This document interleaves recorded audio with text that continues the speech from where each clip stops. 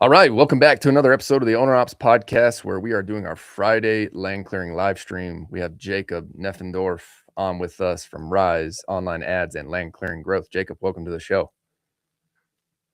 Howdy, thanks for having me.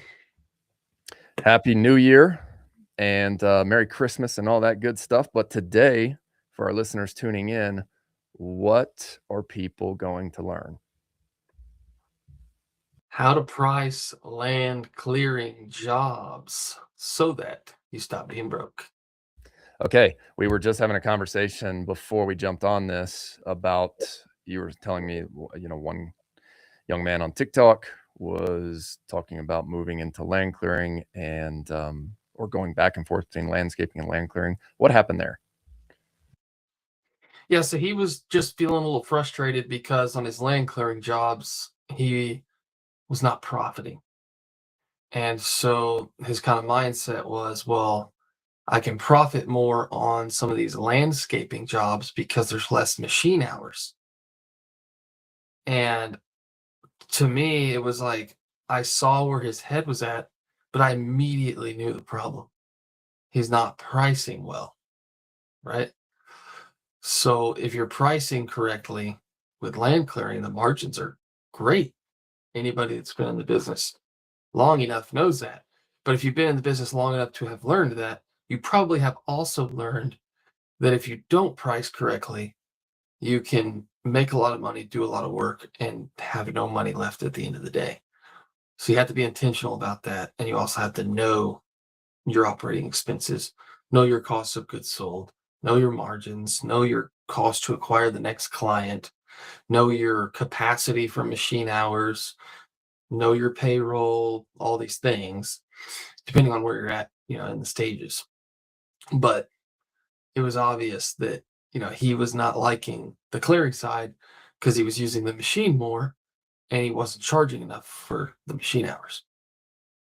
Got it. Got it. So, for those of you who are jumping on from our owner ops group, we've got several different types of operators. We've broken our group down into starters, guys between 0 and 20K per month. We've got operators, guys doing between 20 and 80K a month, and then owners, the guys who are doing 7 figures or 100K plus consistently per month. And so, for those of you who are jumping on who are in that starter phase, in this live stream, we are going to break the pricing down to its simplest form to how you need to be charging early on.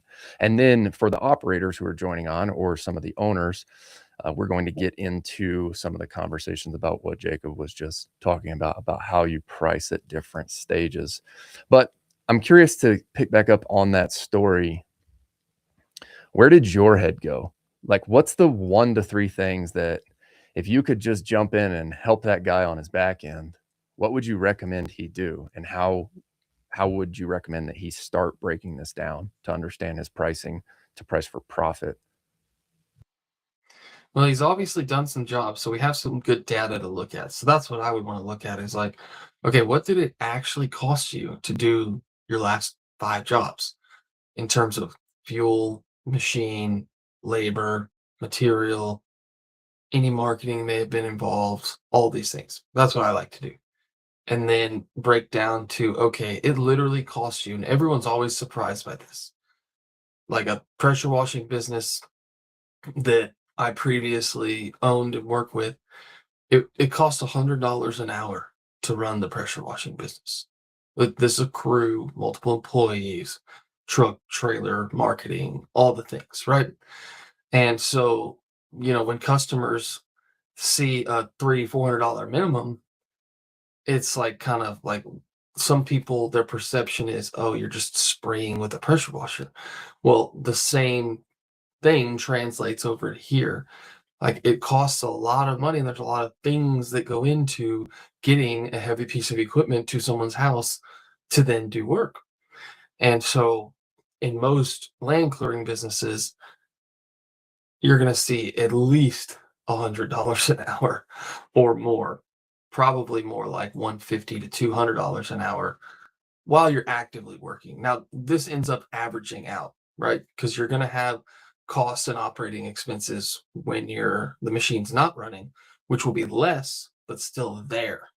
And so if it's, $50 an hour while you're doing maintenance or quoting or training or whatever, and it may be 150 or 200 an hour while you're actively running the machine or machines, then you can kind of pull that average and okay, if there's 50 working hours a week, times four, 200 working hours a month, and it may average out to $100 an hour. Well, it costs you $20,000 a month to run. And if you're working 20 working days or 20 machine working days, right? Then you need to at least be making $1,000 a day just to run. Now that's depending on how you run your business and payroll, that may or may not consider paying yourself as the owner. And so that's where, you end up getting to somebody who's charging 1,400, 1,500 a day. Well, and that's considering you're working 20 days a month, right? Pretty much all the days that are weekdays. If you're charging $1,200, $1,500 a day and it's $1,000 cost to run your business, well, then you may end up with just a couple $1,000s left at the end of the month to pay yourself. Versus if you're charging $2,500 a day, and again, I don't prefer that type of pricing. I prefer project type pricing because then you kind of factor in some margin for yourself. But if you're charging on the back end, trying to make $2,500 a day, and your cost is 1,000, well, now you're making 1,500. Gives you wiggle room, and say things end up costing more, and or you work less days for whatever reason. Now, let's say conservatively, you're making $1,000 a day. So at the end of the month, you may have 15, 20,000 left over instead of 3 or 5. So there are some important pieces that Jacob has talked about right here that I want to call out. So if you are just starting out, or if you are a guy with a machine or a couple machines, the recommended place to start out is, one, figure out how much your equipment and your crew cost you.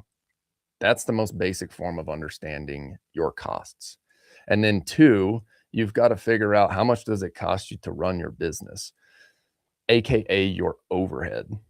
Overhead is defined as anything that is not directly tied to the job, not directly tied to performing the job, like back office administration costs, software, insurance, accounting and bookkeeping, back office salaries. And this is something that guys who are just starting out early on, you think, okay, I have a piece of equipment and myself, but I do want to grow. You have to start pricing as if you had that person already hired, because where else, if you're bootstrapping, is that cash going to come from? So Mhm. that is a recommendation I make early on in our starter group, is if you know that you want to start delegating some of the back office work, then you need to start pricing your overhead accordingly and add that into your overhead expense. So we've got your direct job cost expense. What would those be, Jacob? So fuel, the machine itself, landing the job, however that, whatever kind of marketing, salesperson, whatever level you're at, of what that actually costs.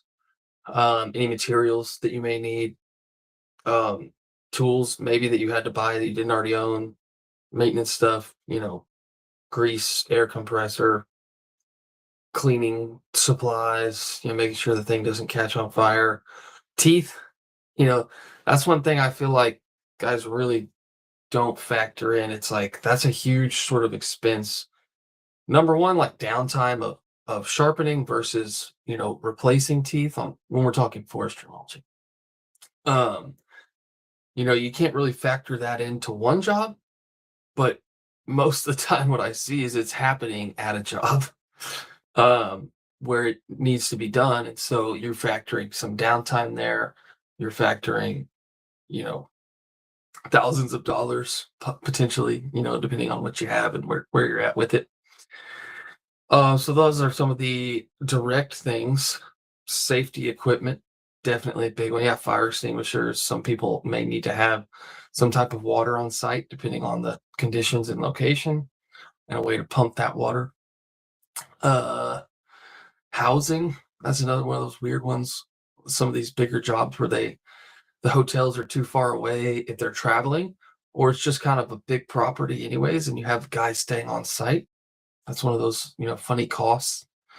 Uh, what else could we think about here? which we Uh, will get into by the end of this 8-week series here. Week 7, I believe we have mapped out for doing larger jobs like the job we did in Rocky Mountain National Park, like some of your clients who are doing larger jobs where they're traveling, putting guys up. As far as the basics go for the direct job costs, an easy way to think about this, guys, is equipment, labor, consumables. Equipment, labor, consumables. And how much does each of those 3 categories cost you? How much does your equipment cost you? How much does your labor cost you? And how much does your fuel, grease, any tools that are associated with doing that job? So, recap: equipment, labor, consumables. Equipment, labor, consumables. Just think about that consistently, especially if you're starting out. And here's the number one mistake I see most people make early on, especially as owner operators. And what do you think it is with it? It's tied to labor if they're a solo guy. they're not factoring paying themselves. You're not factoring paying yourselves. And if you want to grow, you absolutely have to factor that cost in. And that's why we see all these guys on Facebook Marketplace, on Craigslist, charging super low rates, which we hear a lot of people complaining about that. And the reality is it's because they don't know their numbers and they're not charging for the labor. They think, oh, well, this machine costs me only X amount. I can show up for this and pay for my equipment. You ain't making any money, I can tell you that, if you're just paying for the equipment. So let me ask you two things so I can get your perspective, because I had a 2-hour very long conversation with a uh, previous client who was actually happy with our service, not happy with the end result, and it really came down to their pricing. Um, so I want to get your opinion on it. But before that, equipment. When you're factoring what your equipment costs, because you said equipment, labor, consumables, do you factor what it costs when you're making these sort of projections? Do you factor what it costs to be running essentially at all times, at all reasonable times? Like, how are you coming up? Because it's going to cost different if the machine is sitting versus if it's running 4 hours a day versus if it's running 8 hours a day. So, how do you, as the business owner, come to that equipment operating costs? Well, you first have to decide who you're going to be in the market. Are you going to be the premium company who is going to do what they say they're going to do every single time? Are you going to pay people premium wages to attract the best talent? Are you going to offer the premium equipment that shows up and can work every single time? Or are you going to be the company who shows up and the first thing that the customer sees is 3 of your guys out there wrenching on equipment because something's broken down? I say this all the time. We are a 5-star service provider at Bear Claw. We are not mechanics. That's my philosophy in business. So therefore, I get paid to operate land clearing machines to clean up the forests of Colorado. I don't get paid to wrench on my equipment. I don't touch a wrench in my business. And I encourage our guys, if it's not a quick fix within an hour, call the pro and have them come fix it and get the other freaking machine out here and let's keep working. So that's my philosophy in business. But it's because when the customer comes out, I don't want them to watch 3 guys just sitting there underneath a piece of equipment because 1, the customer's unhappy, 2, it's a bad look on us, 3, no work's getting done.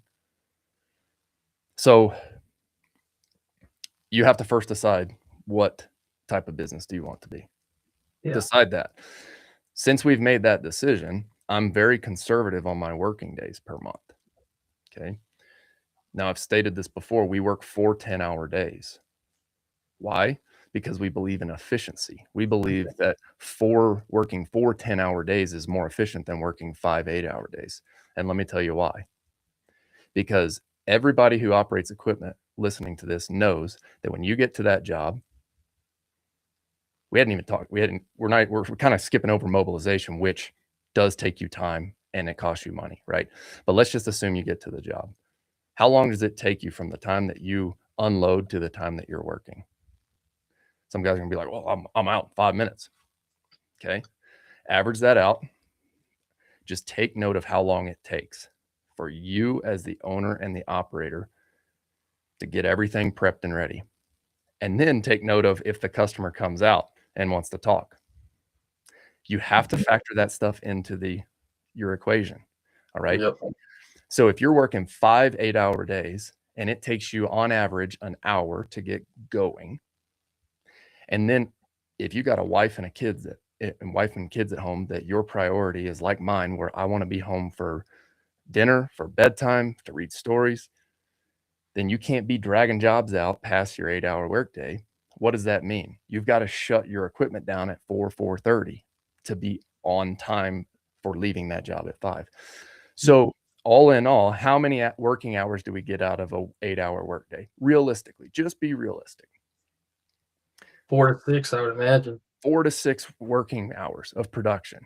So our philosophy is we would way rather show up 4 days out of the week, pay our guys for 10 hours because we know we're going to have an hour on the front end, an hour on the back end of buffer. And then we'd rather crank for 8 hours during those 4 days. That means we get 32 hours of production. Yeah. Look at our core values. What's the second one? Efficiency. Josh, who leads our crew, like if you're not efficient, you're not staying on the crew. I can tell you that, right? We believe in efficiency. And that also translates to the back office. So what do you think all of us leaders in the company are doing on Monday? We aren't twiddling our thumbs. We're not taking the day off. We're preparing the week so that we can be efficient. Okay. I'm handling all the admin. I'm doing all the financials. Our lead project manager is doing all the sales, handling all the customer communication. He sends a weekly Loom video that outlines the schedule to our lead operator, Josh, and Josh takes that and we communicate that to the crew based on where they're going on Tuesday morning in our team meeting. That is efficiency, right? So when you talk about pricing, how many days do we actually think that we're going to get to work per year? So first, here, if anybody's listening, you have to understand how many working days you have per year and be realistic. You have to be realistic because in this business, what's a given? What's a given? Breakdowns. What's a given? Inefficiencies, right? Even if you have the goal of being efficient, there's going to be something that goes wrong or goes down. A fence in the woods. Say that again. A fence in the woods. A fence in the woods, a pile of barbed wire, right? Yeah. What's the other thing that happens? You've been on site with a customer before, and we love our customers. We do. But what about in the power washing business when a customer comes out?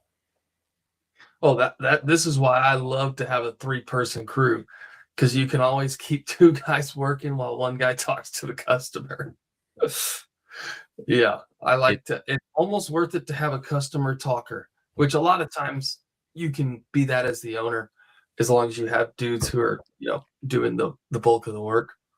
But sometimes if I was in the heat of doing, some high level tasks that I needed to do, I'd be like, hey, can you go talk to that guy? So the first recommendation I have for guys is 1, figure out how much your equipment costs. How much does your equipment cost you? And then 2, how much does your labor cost you? 3, how much is are your consumables costing you? Your fuel, your grease for the machines, any sort of fire extinguishers that you have to hopefully you're not consistently replacing those, right? But anything tied directly to the job. Figure that out first. Then next, we've got to understand how many working days do you have per year. If you're out west, you get 6 to 7 months a year if you live in a mountain town like we do, where there's 4 to 5 months of snow. Okay. If you're down in the south or in the southeast, how many average working months do you see guys in? Let's just take Texas, for example. 12. Okay. How about South Carolina? Same. Yeah. Georgia? Same. Okay. How about the Northeast? Or let's take some of your northern clients, Michigan, or yeah, I think you said Michigan or Wisconsin. Is that right? What do Yeah, those guys run?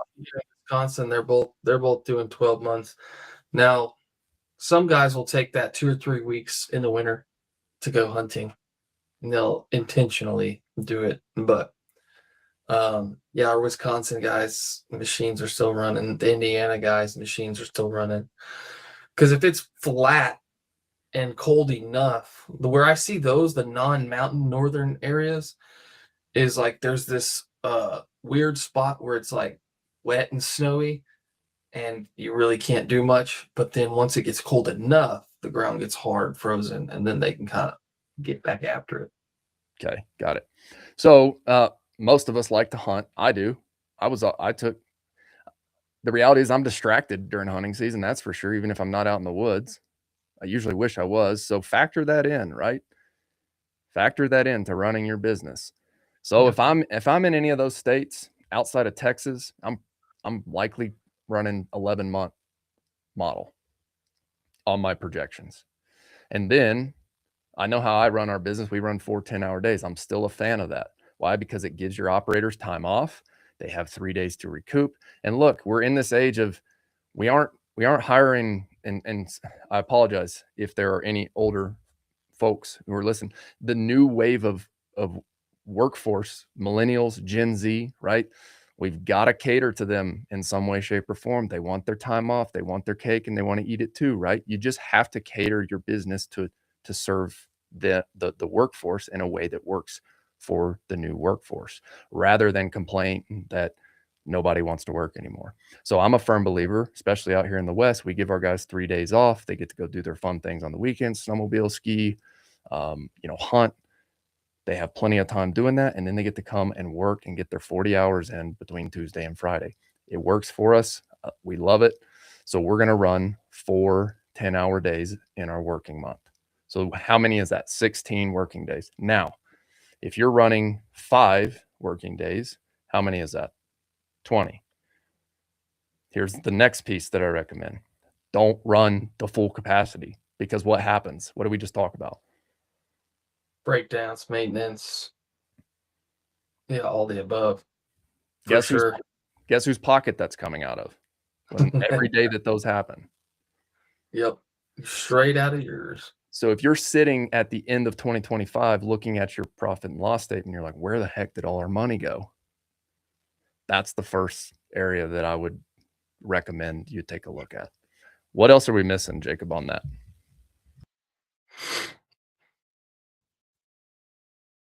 Think you answered the big question, kind of how you get down to, looking at your equipment and how you factor that cost.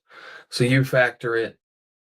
The original question was, how are you coming up to that? But I think you factor it based on if the machine was working all of the working days you're planning, and then you just average it out from there, which I think is good, because then if you have a day where you made the right amount of money, but your machine only ran 4 hours instead of 8, you're winning.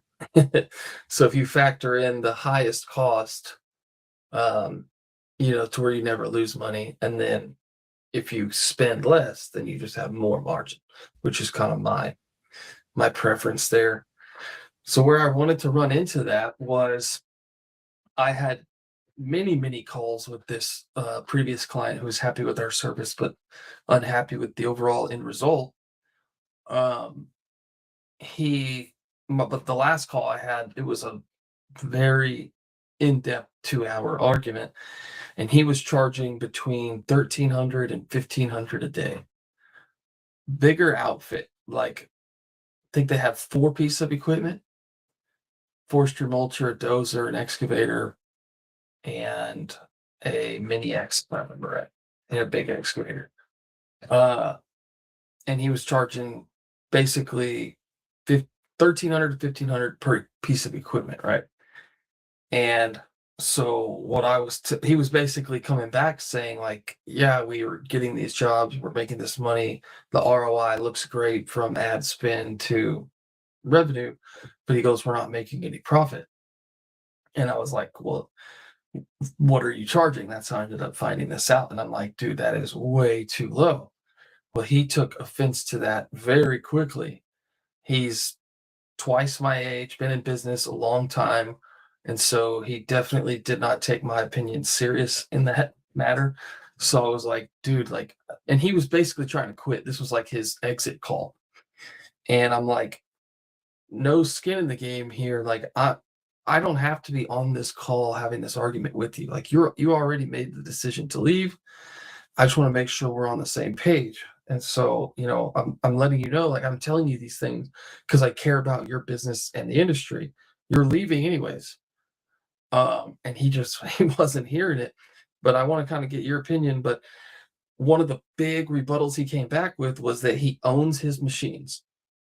So he has no monthly payment on them. So he thinks in his head he can get more jobs than the next guy because he can charge less per machine. And so he's benefiting himself and the customer because his machine costs less because he owns it. And the reason he owns it is because when he started the business, he just forked out a ton of cash that he had from another business to pay for it. And so if you really look at it, it's like he doesn't have that monthly payment, but he has that expense occurred way back when he actually paid for the machine, which I wouldn't don't think he was factoring in. But then he was saying like he wasn't as busy as he wanted to be. They were working like 10, 15 days a month. And I'm like, well, you need to charge more. And he's like, well, that's not how it works. He goes, I look at the economy and Wall Street. And if I go back and they don't raise prices when demand is lower. It's like supply and demand.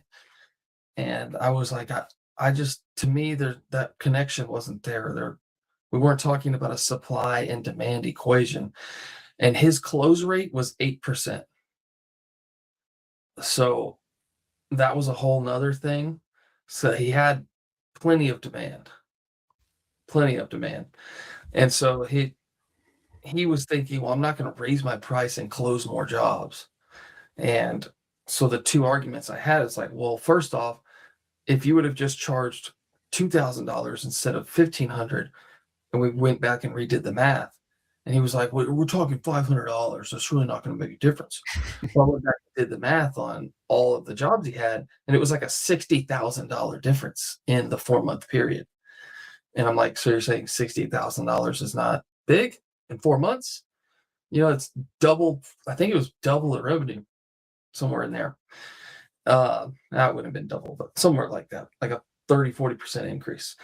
So there was that side of it. And then there was the close rate. So I was like, if you would have went from 8% to 16% and been charging $2,000 a day, this is where you would be, you know. But the only way he saw it was lower price. I have good margins because I own the machine. And I'm like, I couldn't convince him. It was like one of the first times ever that I just could not shift him. Sorry that was super long, but tell me your opinion from your side. Well, there's multiple things that we should break down there, but one, the first thing, and I see a lot of guys say, well, I own that equipment. It's like, well, there's opportunity cost to that cash. So that's the first thing, opportunity cost. Second thing is there's replacement costs, and that's a real thing. And you need to be realistic about how many years you're going to actually get out of that machine. And you need to be realistic about how much you're going to be able to sell that machine for at that time. So let's just say we buy a machine for $100,000, whether you finance it or whether you put cash down. Okay, if you're a guy who wants to go put cash down, my question for you is, what else could you have done with that $100,000 to go and make money? And we won't dive into it because everybody's got their investment philosophy or business strategy. But does anybody know here what the average, who's on chat? Does anybody know what the average return is in the stock market?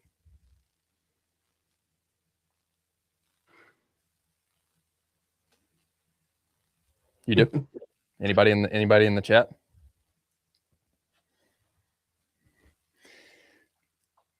What is it, Jacob? 9 to 10%. So let's be conservative at 7 to 8. So let's say you can put $100,000 in the stock market and over the next 30 years make 7 to 8%.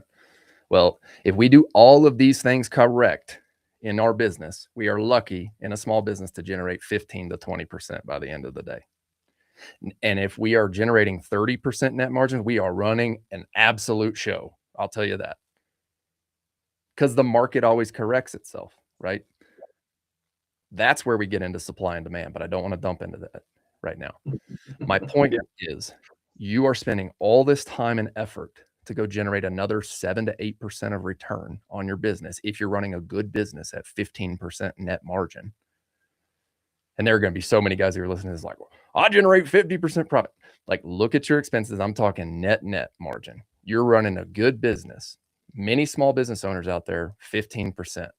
An even better business if you're generating 20, and you are running a great business at 25 to 30% in small blue collar trade businesses.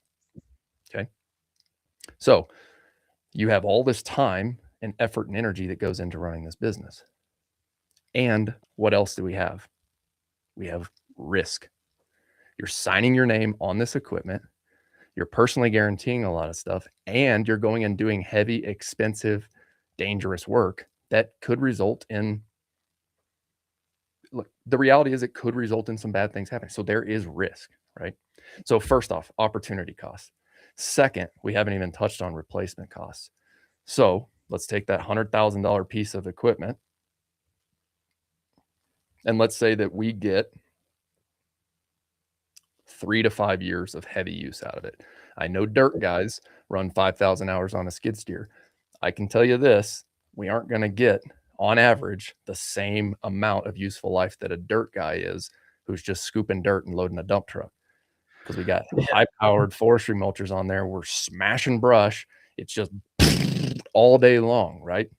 That is hard on the equipment. So my next recommendation is be realistic with your useful life equations. So once you understand your useful life, then you have to factor in a replacement cost. Because if you're still operating a clearing business, what do you need? You need equipment.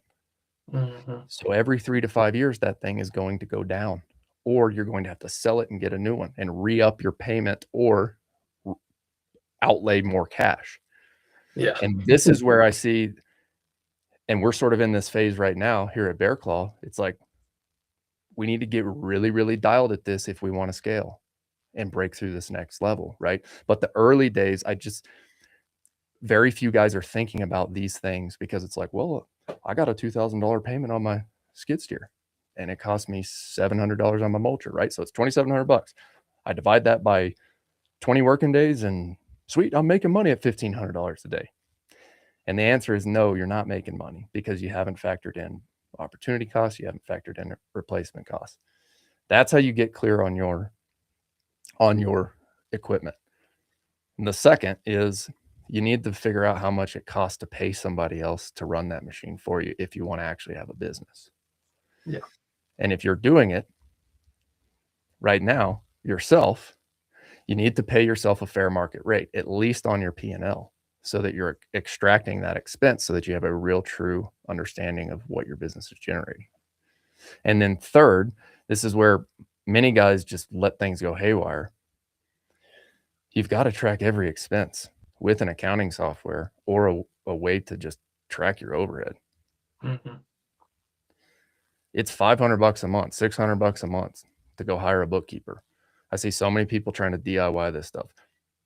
Delegate that as fast as you possibly can with your business. Why? Because you ain't making any money keeping your books. Well, and numbers don't lie. So I'm glad you said that, because that's what I ended up coming down to with this guy, because he was just totally ignoring all the things I was saying and just kind of, Justin, what's up, dude? That is a great point.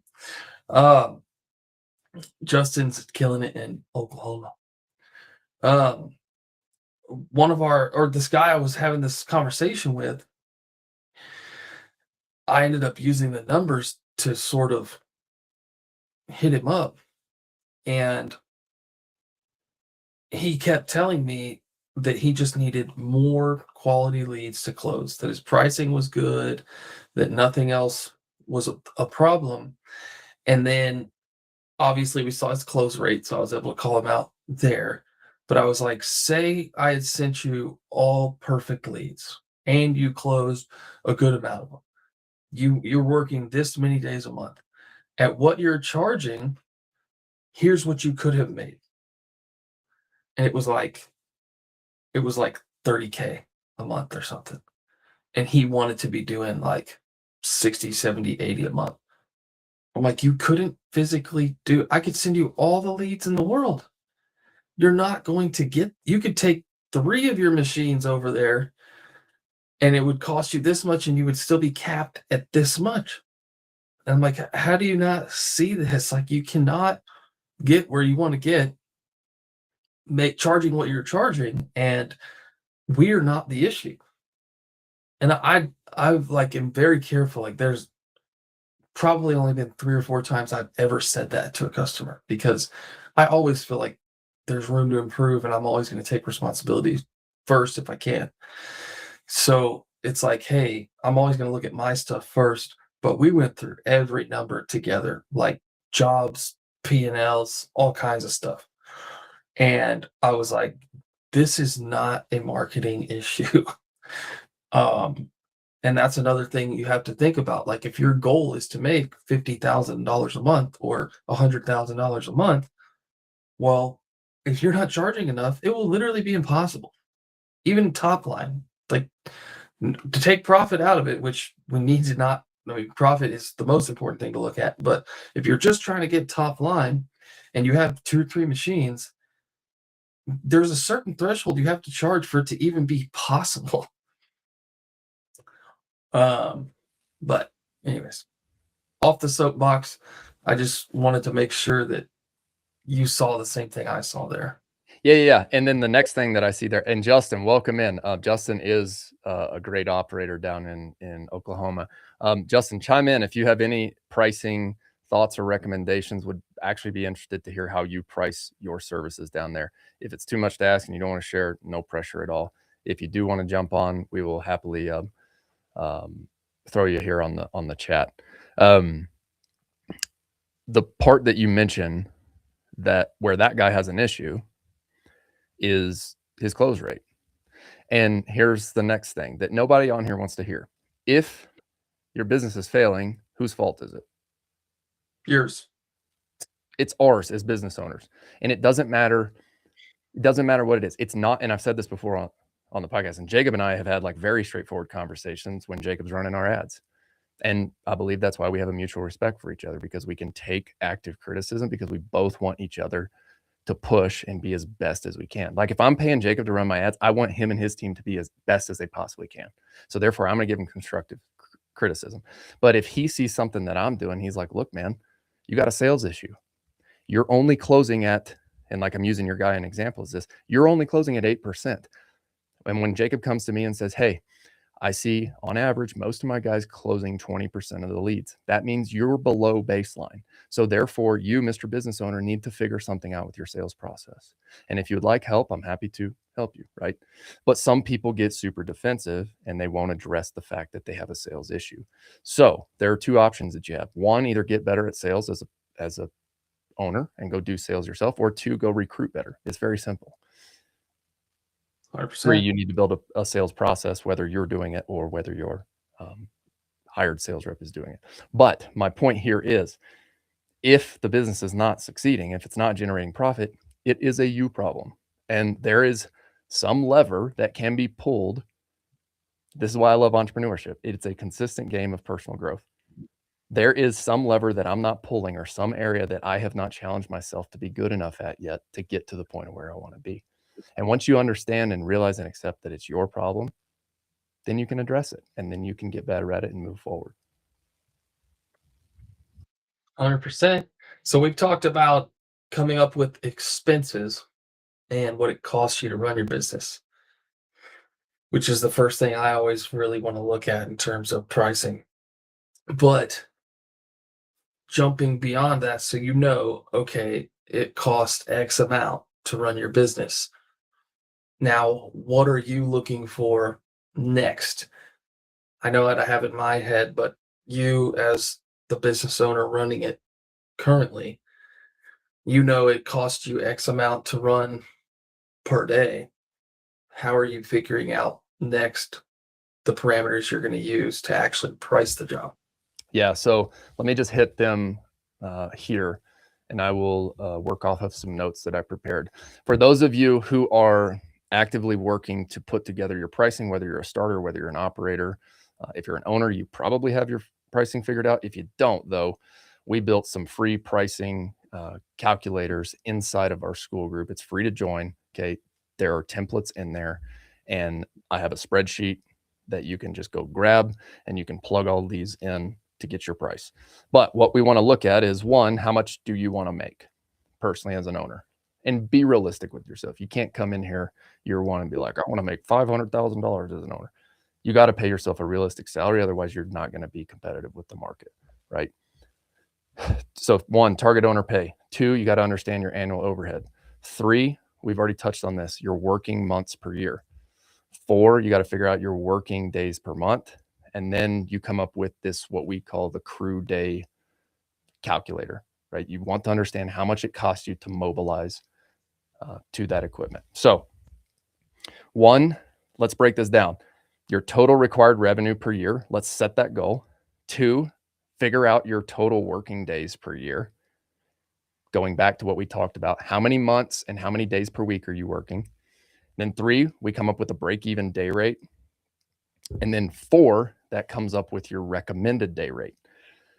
Now, once we come up with our recommended internal day rate, that is for us internally. And I rehad this conversation with our guys, because in land clearing, what are the two pricing options that everybody always argues about, Jacob? Per acre or per day?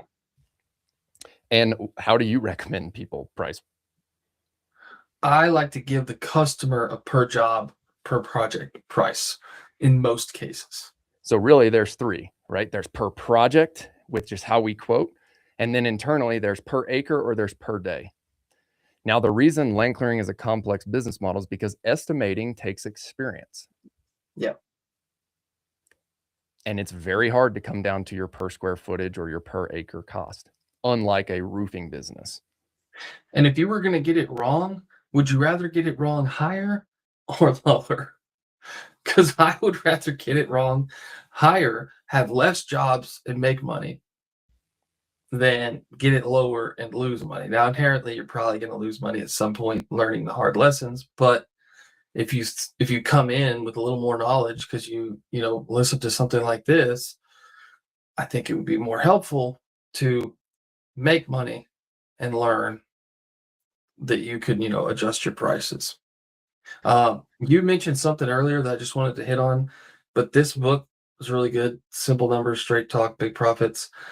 But one of the lines in there, in terms of owner pay, which this took me a long time because I never really wanted to pay myself. I'm always like, I'm reinvesting in the business, But one of the lines in there was really nice is like, especially if you have a family, like if you or employees, if you died and your family relies on this business, your employees and their families rely on this business, what would you have to pay someone to come in and keep the business alive and running as you have it?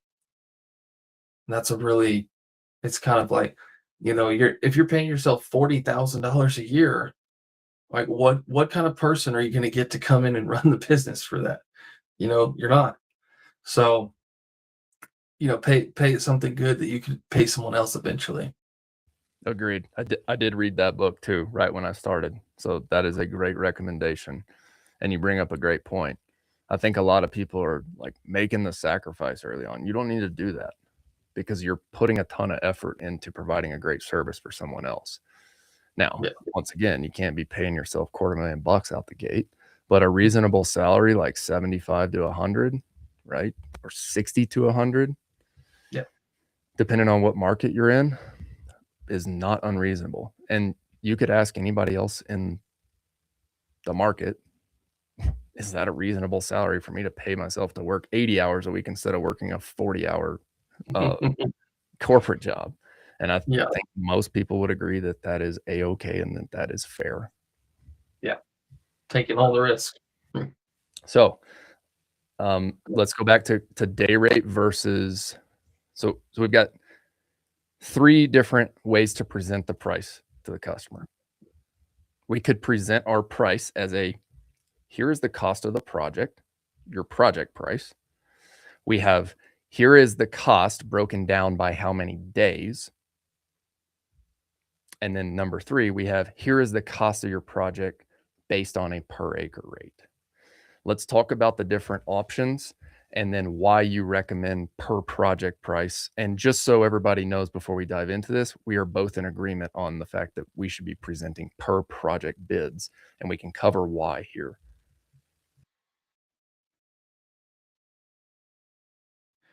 Yes, absolutely.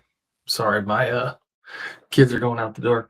Um, and a lot of people I think that when I say that I don't like per acre or per job. I think you need to know that internally for sure. Now, Absolutely. there's way more variables than just that, but if you know that, it's going to help you estimate quickly and give people ranges quicker, which is a whole nother thing. Is like you need to have your pricing ranges very transparent and out there for people to know. But you'll be quicker with that when somebody texts or calls and they're like, hey, I got 5 acres.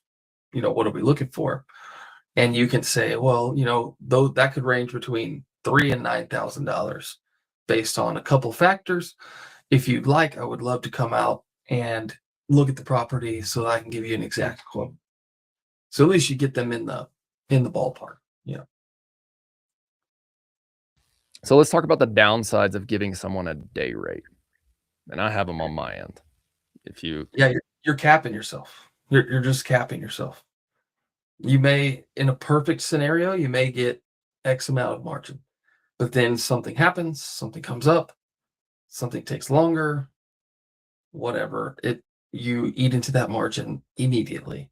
Or if they want to add stuff and it's like, okay, I'm just gonna add another day, you know, it's kind of weird versus like it really only works on giant projects where no one really knows how long or how many days it's going to take or even how much is out there. Like some properties are so thick, you start getting into it and it's like, let's open it up and kind of see where it goes. But you may not know the full scope of even they may not even know the full scope of what they want done yet. So in those cases, it can with a lot of education, it can work out. But you're capping your margin, right? So if you're charging 2,500 a day and it's a 1 day job, it's like 2,500 is all you could get. But if you come in at a project price and okay, this could take 1.5 days. Maybe they want some extra things done. Maybe they want a higher quality finish, or this acre is completely different than this acre over here, which is a whole nother big thing. So you make more money on 1 acre versus you do the other, just because that's how you're charging. Versus if you charge by the job and 1 acre over here is 3,500, 1 acre over here is 2,500, you're doing the customer a better service, but also you're making more margin. You didn't cap yourself on the other side. So here's another reason as to why I personally don't like per day price. And this is a real example because we've tested both internally.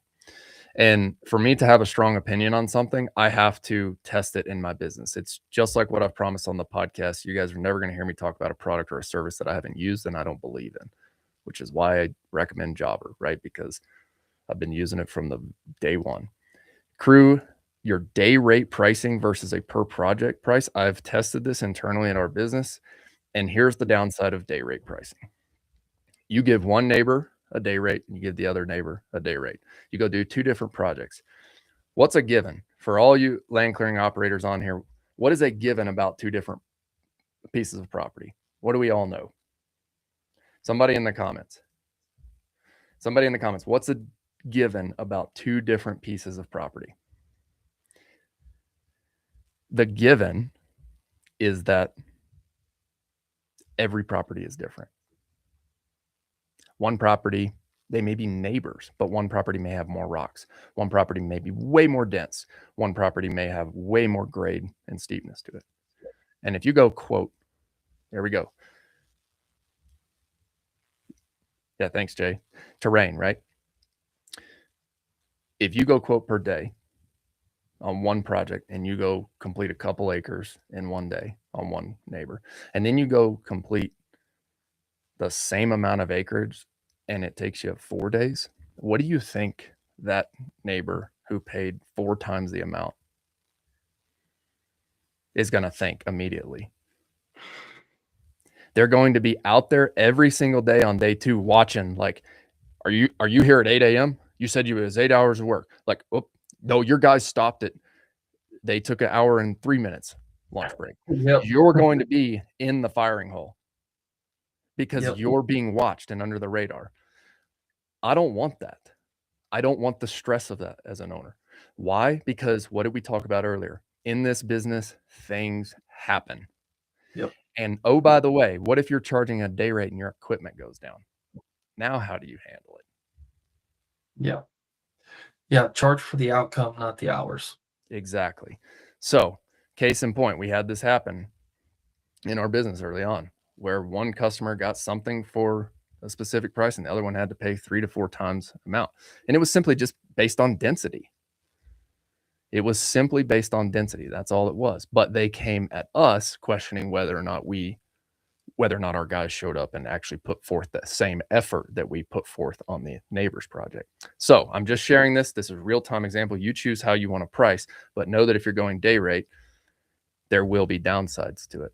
I'm a bigger fan on the other side. Know your internal operating rate and get really good at estimating your production rate.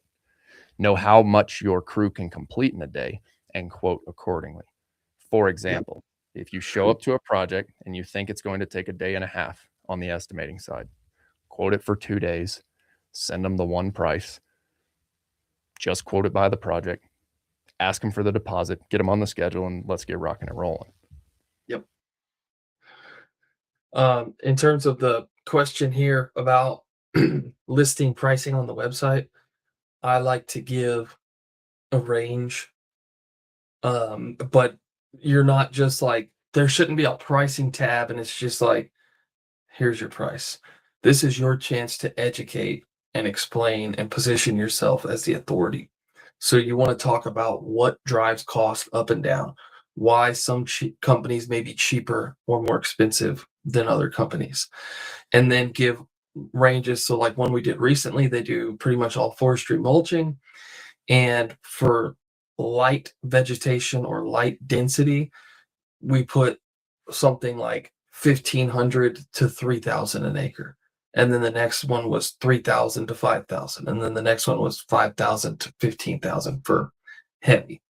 And then for somebody that has clearing, it may start at 10,000 to 15,000, and then 15 to 25, and 30 to whatever.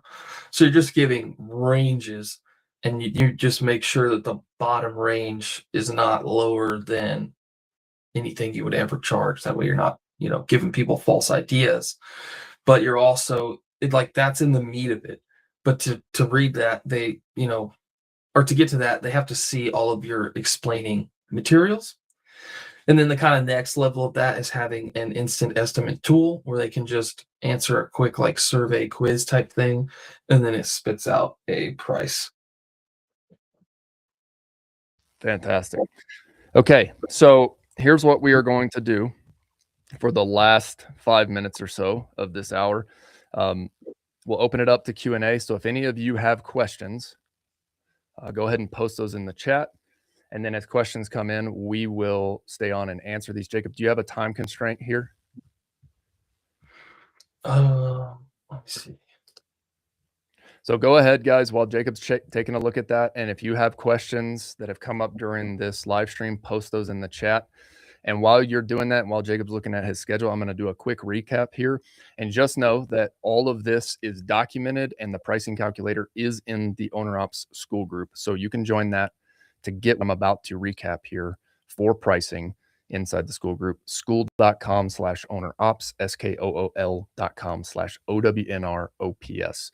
We have resources broken down for land clearing, forestry, mulching, fire mitigation guys in the starter phase, 0 to 20K, in the operator phase, 20 to 80K per month, and then the owners, the guys who are doing consistent 7 figures annually or above.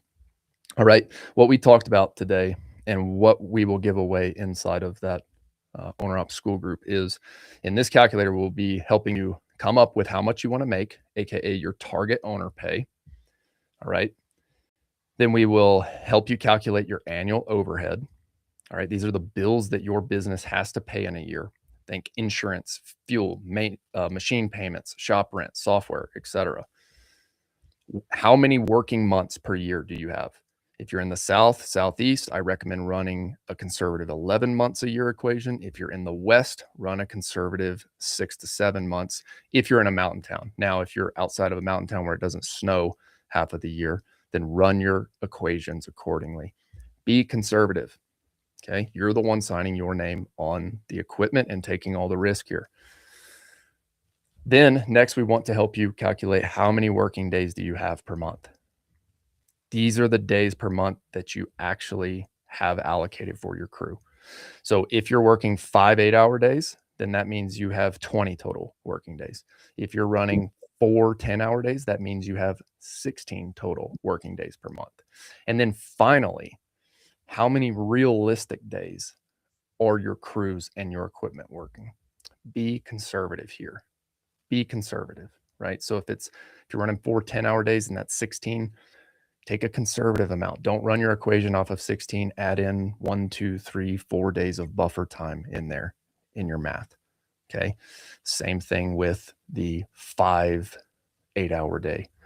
So if you've got 20 total working days, be conservative because we all know what things happen in this business.